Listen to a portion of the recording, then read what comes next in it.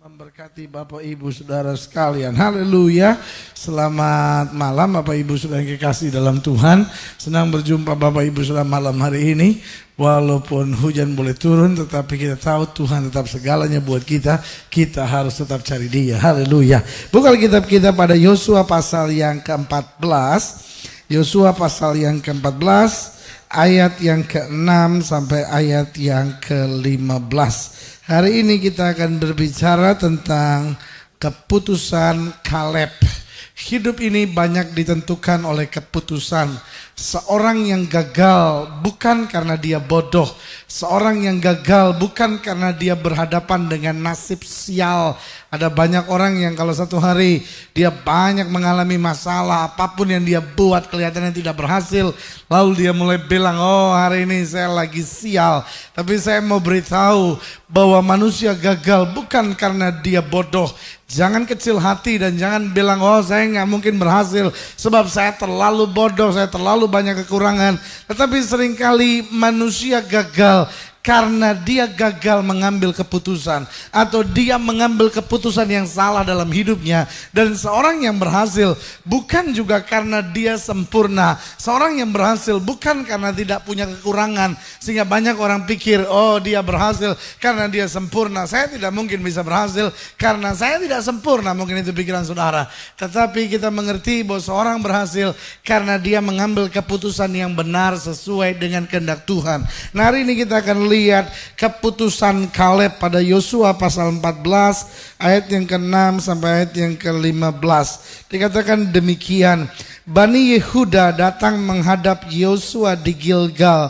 Pada waktu itu berkatalah Kaleb bin Yefune orang Kenas itu kepadanya, engkau tahu firman yang diucapkan Tuhan kepada Musa abdi Allah itu tentang aku dan tentang engkau di Kadesh Barnea.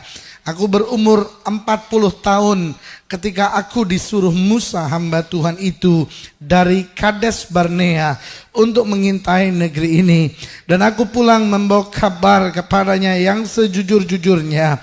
Sedang saudara-saudaraku yang bersama-sama pergi ke sana dengan aku membuat tawar hati bangsa itu. Aku tetap mengikuti Tuhan Allahku dengan sepenuh hati. Pada waktu itu Musa bersumpah, katanya, sesungguhnya tanah yang diinjak oleh kakimu itu akan menjadi milik pusakamu dan anak-anakmu sampai selama-lamanya. Sebab engkau tetap mengikuti Tuhan Allahku dengan sepenuh hati. Jadi sekarang sesungguhnya Tuhan telah memelihara hidupku seperti yang dijanjikannya. Kini sudah 45 tahun lamanya sejak diucapkan Tuhan firman itu kepada Musa. Dan selama itu orang Israel mengembala di padang gurun. Jadi sekarang telah berumur 85 tahun aku hari ini. Pada waktu ini aku masih sama kuat seperti pada waktu aku disuruh Musa. Seperti kekuatanku pada waktu itu, demikianlah kekuatanku sekarang untuk berperang dan untuk keluar masuk. Oleh sebab itu berikanlah kepadaku pegunungan yang dijanjikan Tuhan pada waktu itu. Sebab engkau sendiri mendengar pada waktu itu bahwa di sana ada orang enak dengan kota-kota yang besar dan berkubu. Mungkin Tuhan menyertai aku sehingga aku menghalau mereka seperti yang difirmankan Tuhan. Lalu Yosua memberkati Kaleb bin Yefune dan diberikannya lah Hebron kepadanya menjadi milik pusakanya. Itulah sebabnya Hebron menjadi milik pusaka Kaleb bin Yefune orang Kenas itu sampai sekarang ini, karena ia tetap mengikuti Tuhan Allah Israel dengan sepenuh hati. Nama Hebron dahulu ialah Kiryat Arba. Arba ialah orang yang paling besar di antara orang enak, dan amanlah negeri itu berhenti berperang. Haleluya. Nah, saudaraku yang kekasih dalam Tuhan, memang cerita tentang Kaleb tidak banyak kita baca dalam Alkitab, tetapi kita melihat bahwa Kaleb ini salah satu tokoh penting dalam Alkitab. Mengapa? Karena ketika Musa mengirim 12 orang pengintai dari Kades Barnea, lalu apa yang terjadi? 10 pengintai melapor kepada Musa di hadapan seluruh bangsa umat Allah itu dan berkata kepada seluruh bangsa bahwa memang negeri itu berlimpah berlimpah susu dan madu. Tetapi kita tidak mungkin masuk ke sana, karena di sana ada keturunan raksasa dari orang enak yang akan menelan kita habis. Karena di hadapan mereka kita hanya seperti belalang. Dan karena tawar hati bangsa itu mendengar laporan yang negatif, lalu mereka berkata, Musa, apa kurang kuburan di Mesir sampai kau biarkan kami mati di sini? Lalu karena mereka kecewa, maka Alkitab bercerita bahwa mereka mengangkat pemimpin baru dan mau kembali ke Mesir. Tetapi apa yang terjadi? Di tengah mereka hampir saja mengambil keputusan untuk kembali ke Mesir, ada dua orang, yang satu bernama Yosua dan yang satu bernama Kaleb, berkata di tengah-tengah bangsa itu dan berkata, memang bangsa itu kuat, memang kotanya berkubu, tetapi yang menyertai mereka telah meninggalkan mereka. Dan Allah yang berjanji bagi kita adalah Allah yang setia, dan kita akan masuk di negeri yang berlimpah susu dan madu. Tapi jangan lupa, Kaleb di hari itu berusia 40 tahun. Dan ada pepatah dunia yang berkata life begin at 40. Hidup mulai dari 40 tahun. Jadi ada banyak orang yang belum hidup di gereja ini. Karena apa? Baru mulai hidup setelah 40 tahun, saudara-saudara. Maksudnya katanya begitu. Seorang laki-laki menjadi sempurna waktu dia menjadi umur 40 tahun. Dia menjadi seorang yang dewasa, dia menjadi seorang yang berpikiran panjang. Tapi sebelum 40 tahun katanya masih menggebu-gebu, tapi gampang lagi surut katanya. Sehingga kalau kita bayangkan bahwa Kaleb waktu itu berusia 40 tahun, wajarlah dia memiliki pandangan sedewasa itu, dan wajarlah dia mempunyai tekad sekuat itu. Tetapi apa yang terjadi? Ayat yang kita baca hari ini adalah ayat di mana 45 tahun setelah peristiwa itu, Kaleb sekarang bukan lagi bernamanya Kaleb, tapi namanya Opa Kaleb. Tidak diceritakan oleh Alkitab giginya masih lengkap atau tidak, atau giginya sudah mulai copot satu-satu, sehingga Kaleb harus datang kepada Yosua dan berkata, Yosua, rendahanmu yang kepada kami, maka berikanlah kepada kami pegunungan ini ujianmu yang sekarang ini. Kenapa? Karena dia sudah menjadi ompong, saudara-saudara. Yap, 45 tahun kemudian, sehingga apa yang terjadi? Yosua sudah berusia 85 tahun. Usia dibagi sebagian orang, dia berkata, saya mau istirahat. Sudahlah biar yang muda-muda saja. Sudahlah saya hanya mau tenang saja. Tapi kalau kita lihat ayat yang kedua, ayat yang ke-11 dikatakan, pada waktu ini, haleluya. Di usia yang ke-85 tahun dia berkata, pada waktu ini aku masih sama kuat seperti pada waktu aku disuruh Musa. Seperti kekuatanku pada waktu itu, demikianlah kekuatanku sekarang untuk berperang dan untuk keluar masuk. Berarti hari ini kita lihat di tengah Kaleb usianya 85 tahun, dia mengambil keputusan-keputusan yang dahsyat dan luar biasa yang akan menjadi dasar pelajaran kita hari ini. Yang pertama yang saya catat di sini, bahwa Kaleb tidak berhenti berjuang hanya karena kekurangan. Berarti keputusan pertama yang dia ambil, dia tidak berhenti berjuang. Dia tidak berhenti berjuang karena menghadapi kekurangan. Ada banyak orang keputusan yang dia ambil adalah menyerah waktu menghadapi kekurangan. Menyerah waktu menghadapi jalan yang menurut dia jalan buntu. Tapi kalau kita lihat mulai ayat yang ke-10 dikatakan di sana pada ayat yang ke-10, jadi sekarang sesungguhnya Tuhan telah memelihara hidupku seperti yang dijanjikannya. Kini sudah 45 tahun lamanya sejak diucapkannya Tuhan firman itu kepada Musa. Dan selama itu orang Israel mengembara di padang gurun. Jadi sekarang telah berumur 85 tahun aku hari ini. Bayangkan selama 45 tahun dia tunggu janji Tuhan. Bayangkan selama 45 tahun dia nantikan janji Tuhan itu. Dan sekarang waktu kelihatannya janji Tuhan sudah di depan matanya, apa yang terjadi? Kekuatannya sudah semakin menurun.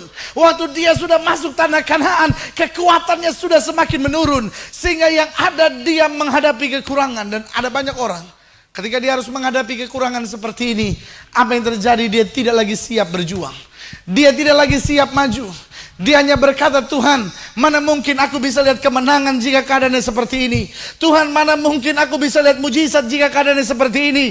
Tuhan, bagaimana mungkin lagi aku bisa lihat jawaban doa jika situasinya seperti ini. Tuhan, percumalah aku maju jika semuanya situasinya seperti ini. Tetapi hari ini kita belajar dari Kaleb, bahwa Kaleb mengambil keputusan untuk tetap berjuang, haleluya, walaupun menghadapi kekurangan. Itu sebabnya kalau kita pelajari dalam Alkitab, dan khususnya kita jumpai pada 2 Korintus pasal 4, di situ kita lihat bagaimana Paulus menghadapi keadaan-keadaan yang sukar itu. Dalam 2 Korintus pasal yang keempat, Paulus memberi alasannya sehingga tidak perlu tawar hati di tengah keadaan kekurangan. Itu sebabnya ayat yang ke-16 dikatakan di sini, sebab itu kami tidak tawar hati. Tetapi meskipun manusia lahiriah kami semakin merosot, namun manusia batiniah kami, haleluya, dibaharui dari sehari ke sehari.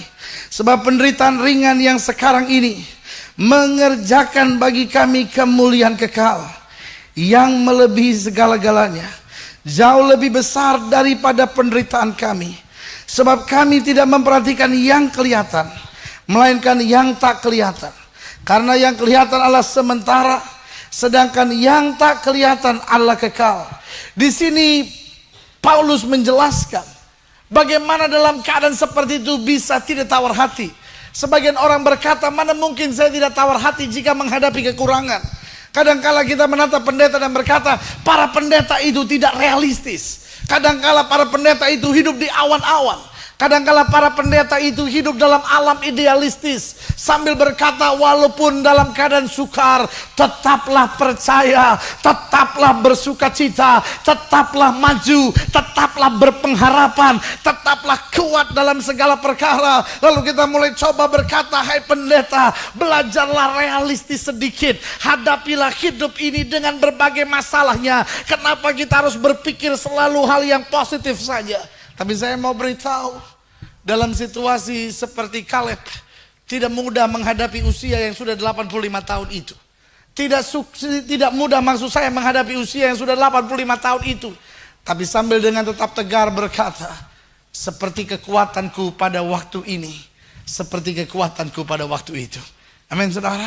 Berarti dari sini kita lihat dia tidak berhenti berjuang hanya karena kekurangan. Ingat, kadangkala bukan persoalan yang terlalu besar, kadangkala kita menyerah, itu masalahnya.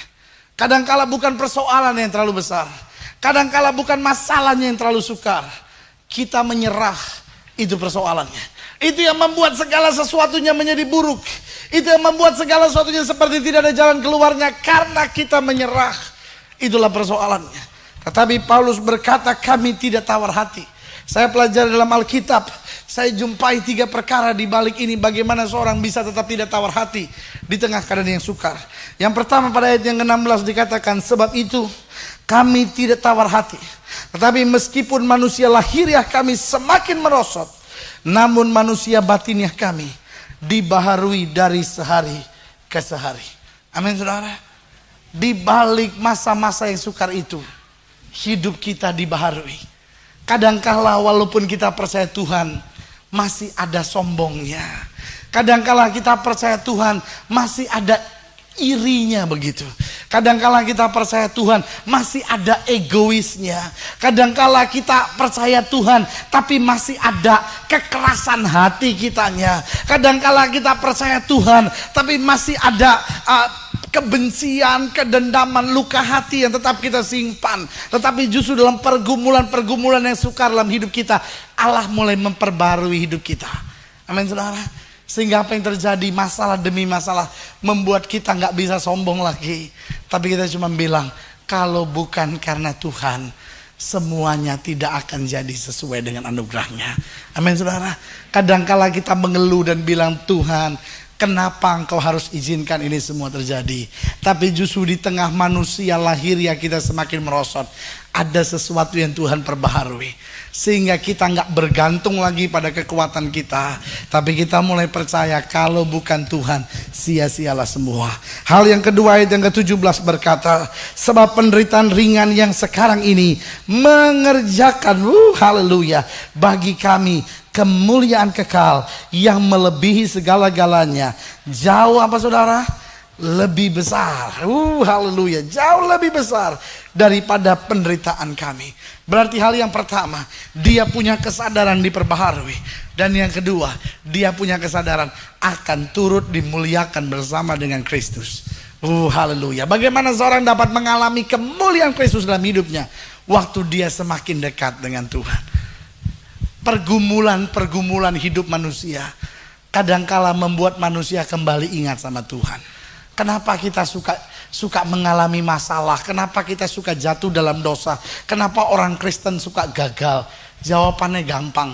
Lupa, saudara-saudara. Ya kan?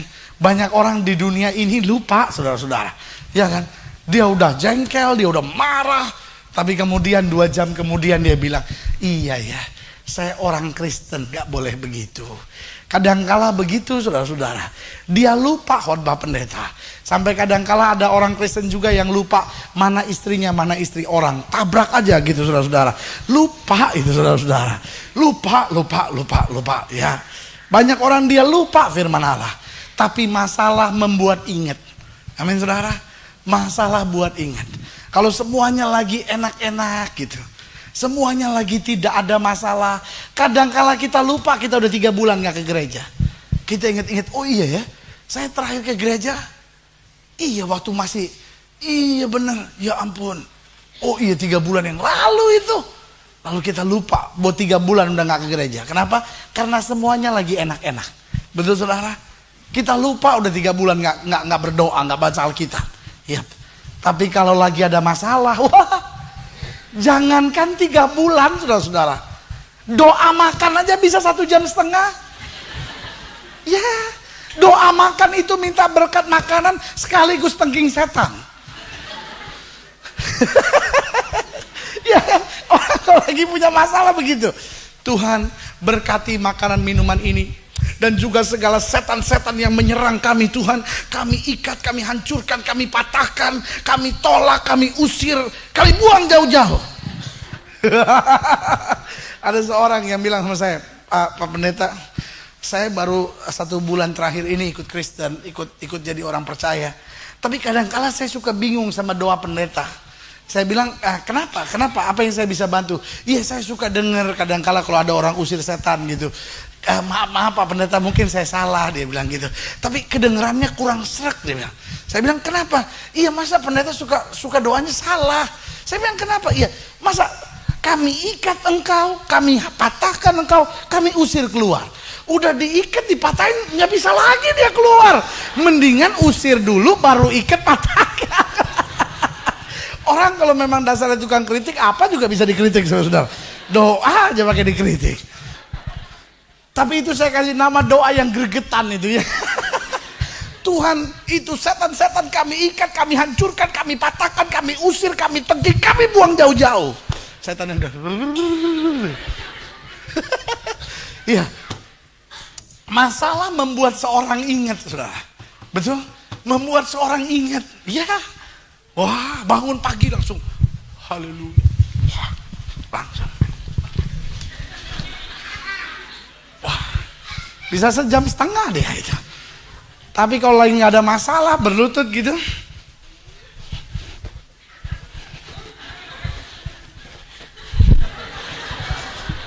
Segala gaya dia keluarin, dia lihat, ya baru 4 menit.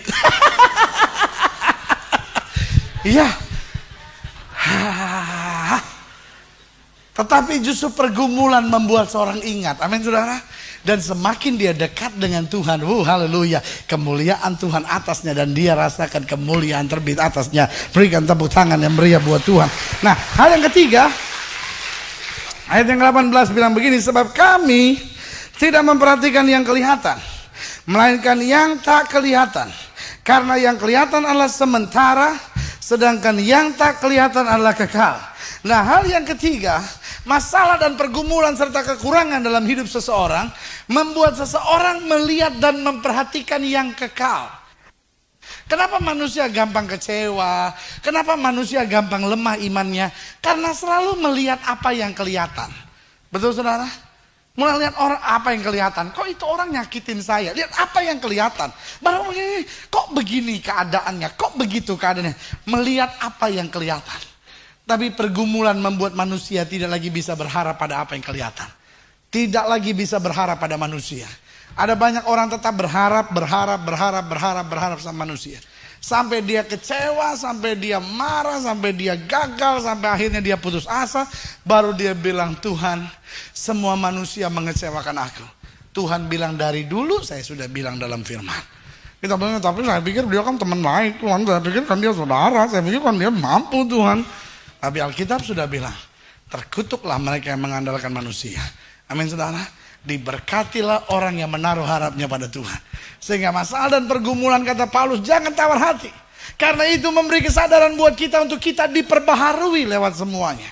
Lalu yang kedua, supaya kita menerima kemuliaan Kristus dengan apa? Dengan mengingatnya senantiasa. Dan yang ketiga, supaya kita dapat melihat bukan hanya apa yang kelihatan. Paulus berkata, hidup yang kujalani sekarang bukan hidup karena melihat, tapi hidup karena percaya.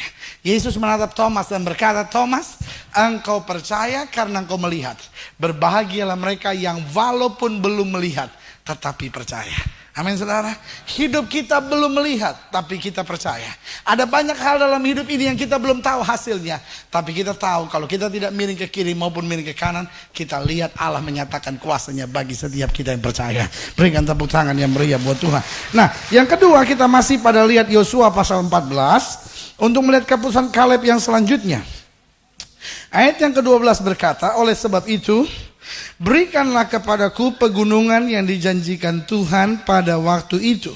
Sebab engkau sendiri mendengar pada waktu itu bahwa di sana ada orang enak dengan kota-kota yang besar dan berkubu. Mungkin Tuhan menyertai aku sehingga aku menghalau mereka seperti yang difirmankan Tuhan.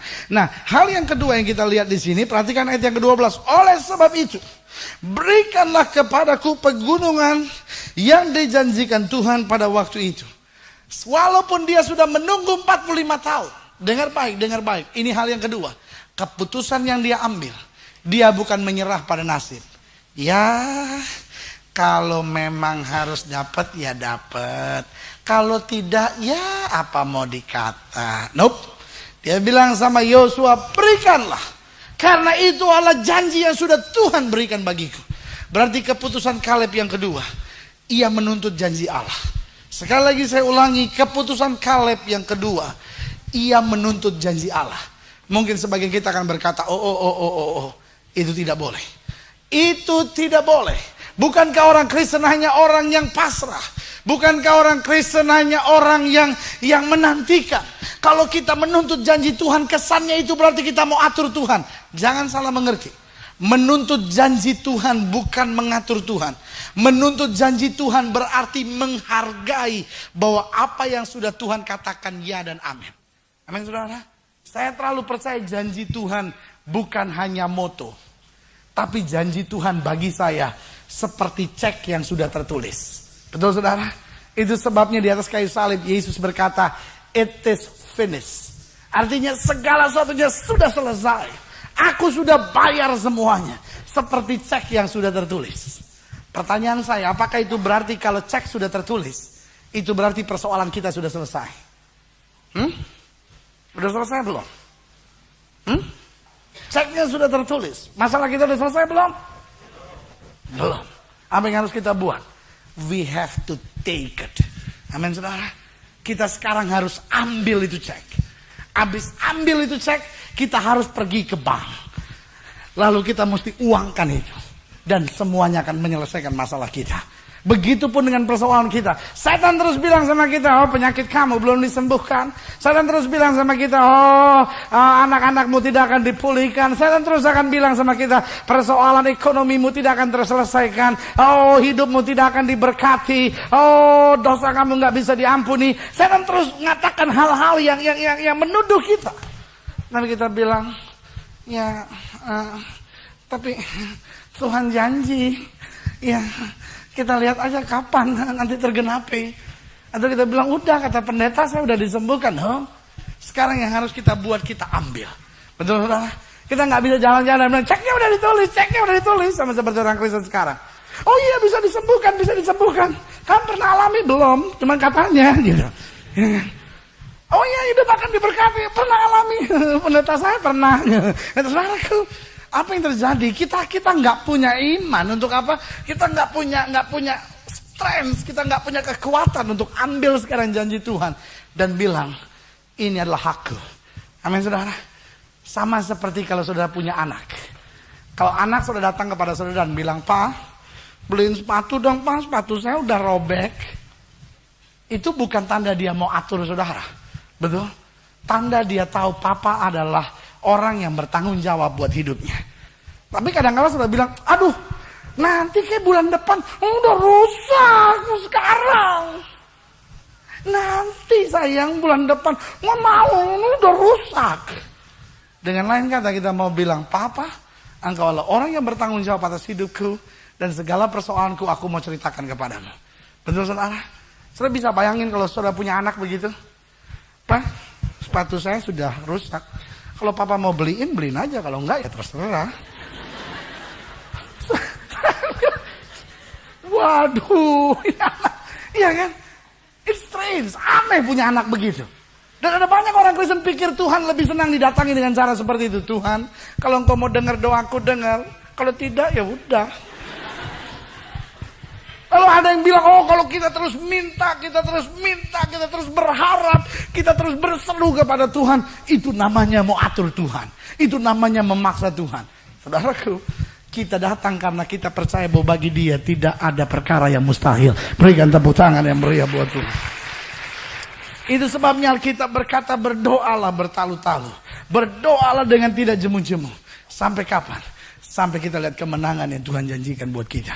Betul saudara? Karena keputusan Kaleb kemudian, walaupun usianya sudah 85 tahun, tapi dia tetap menuntut janji Allah. Tidak perlu tahu berapa lama engkau menanti.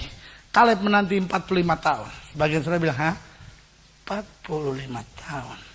Sekarang umurku 64. Kalau aku mesti tunggu 45 tahun, 109 baru mujizat. Dan saudaraku, tapi saya percaya bukan standarnya semua harus tunggu 45 tahun. Tapi saya percaya Tuhan tahu batas kekuatan kita. Amin saudara. Pada saat kita tetap berseru, pada saat kita tetap berserah, Alkitab berkata Tuhan membuat segala sesuatu indah pada waktunya. Haleluya. Nah hal yang ketiga, kalau kita lihat masih pada ayat yang ke-12 dari Yosua pasal 14 ini, dikatakan pada ayat yang ke-12, oleh sebab itu berikanlah kepadaku pegunungan yang dijanjikan Tuhan pada waktu itu. Sebab engkau sendiri mendengar pada waktu itu bahwa di sana ada orang enak dengan kota-kota yang besar dan berkubu. Mungkin Tuhan menyertai aku sehingga aku menghalau mereka seperti yang difirmankan Tuhan. Terjemahan tepatnya berkata, jika Tuhan menyertai aku. Bukan berarti dia ragukan mungkin Tuhan menyertai atau enggak. Tapi jika Tuhan atau Allah yang di pihak aku itu akan memberi kemampuan bagiku untuk menghalau mereka. Berarti hal yang ketiga, keputusan yang diambil, dia tidak takut terhadap musuh. Walaupun dia tahu menghadapi pegunungan itu, dia harus menghadapi orang enak. Walaupun dia tahu sisa-sisa keturunan dari raksasa itu justru berkumpul di gunung itu. Tapi dia tidak bilang sama Yosua, udah Yosua, kasih tempat yang pemandangannya bagus, yang sedikit asri begitu, yang rumahnya agak besar, supaya kalau bisa ada kolam renangnya, supaya saya bisa berenang-berenang lah. Umur udah 85, bagaimana sih Yosua? Kita kan dulu yang berjuang sama-sama. Nope. Di usianya 85 tahun dia bilang kasih pegunungan itu. Berarti yang dia minta adalah tempat yang paling sulit. Kenapa? Karena di pegunungan itu bersembunyi segala sisa-sisa raksasa itu, justru di situ adanya. Karena di situ jelas dikatakan pada bagian terakhir, di sana ada orang enak dengan kota-kota yang besar dan berkubu. Justru di situ mereka bangun kubu.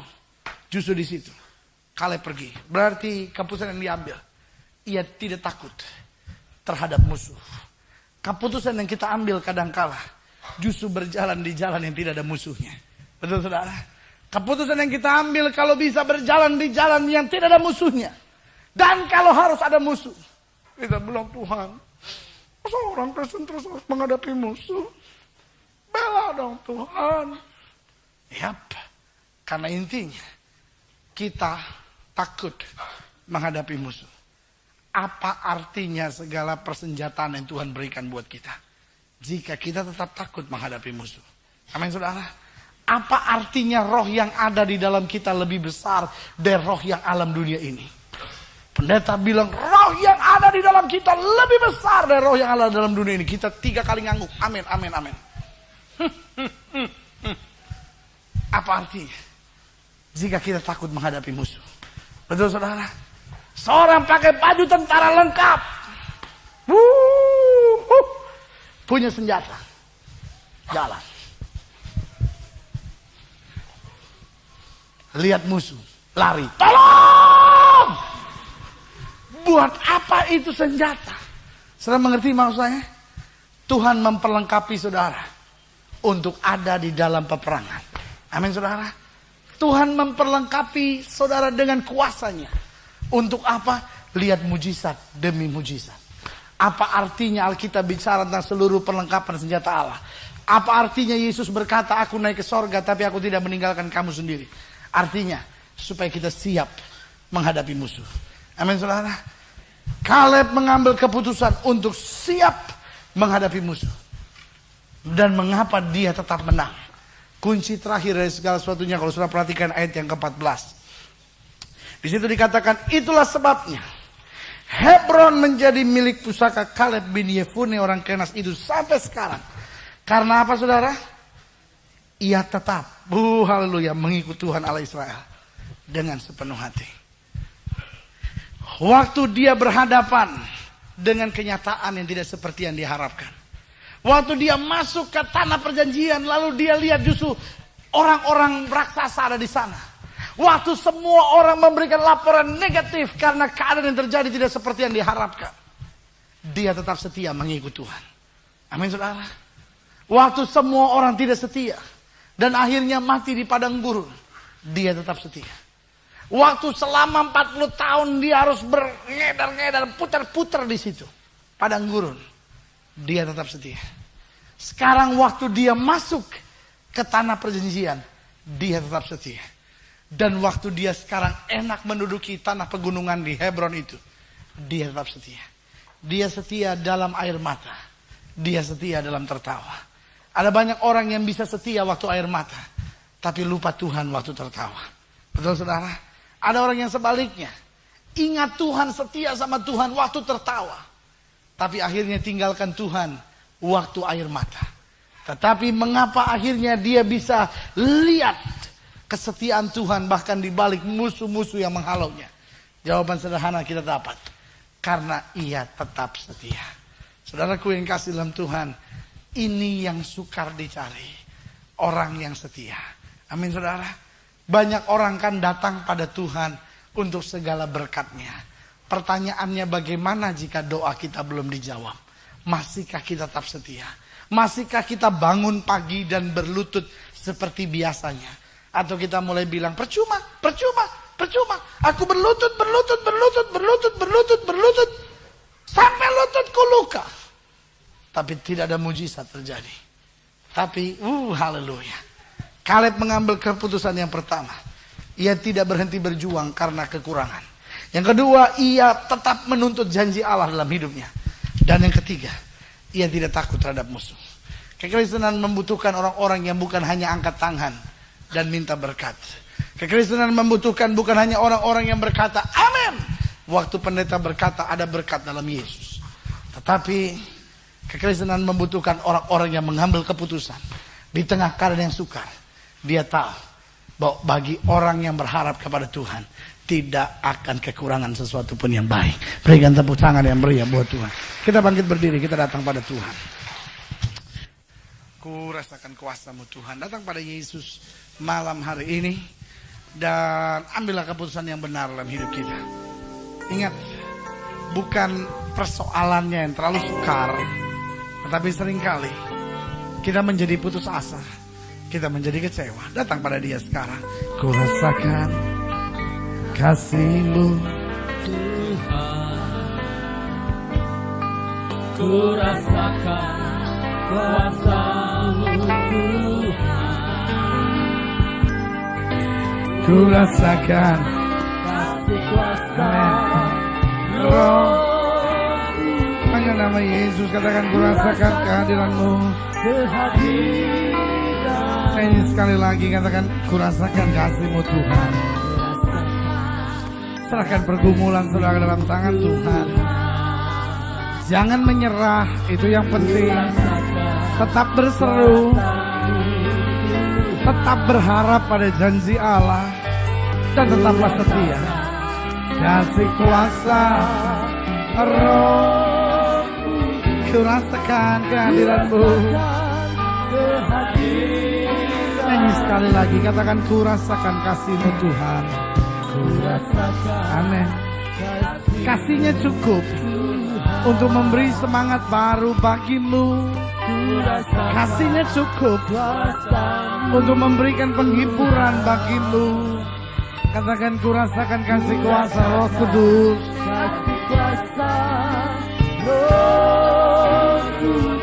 Ku rasakan kehadiran-Mu. Berseru pada Yesus, katakan curahkanlah. Engkau yang harapkan mujizat, engkau yang harapkan pertolongan Tuhan, katakan sekarang bagiku mujizat terjadi di tempat ini. Lepas dari apapun yang sedang kau hadapi, katakan sekarang curahkanlah kuasa-Mu. Katakan bagiku mujizat terjadi sekarang ini.